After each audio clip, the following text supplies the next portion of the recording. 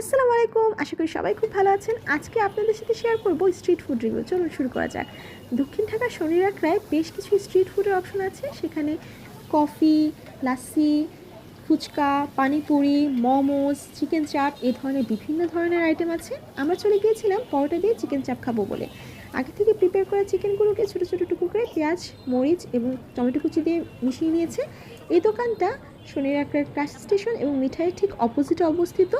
ওরা এটাকে সুন্দর করে মেশানোর পরে এখানে ওদের সিক্রেট মশলা দিয়ে নিয়েছে এবং টমেটো ক্যাচাপ দিয়ে নিয়েছে। সবগুলোকে একসাথে সুন্দর করে মেশানোর পরে বেশ কিছুক্ষণ ভেজে নিয়েছে। তারপর এগুলোকে একটা বাটির মধ্যে তুলে নিয়েছে যাতে তেলটাকে সেপারেট করা যায়।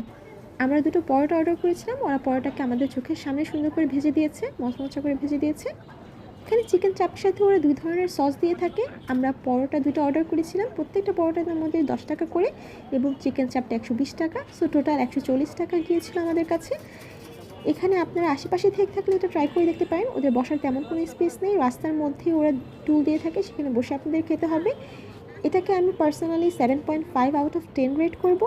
আপনারা আশেপাশে থাকলে ট্রাই করে আপনাদের রিভিউ আমাদের সাথে শেয়ার করতে পারেন। দেখা হবে নেক্সট ভিডিওতে, ততদিন পর্যন্ত ভালো থাকবেন। Don't forget to subscribe. Allah Hafiz.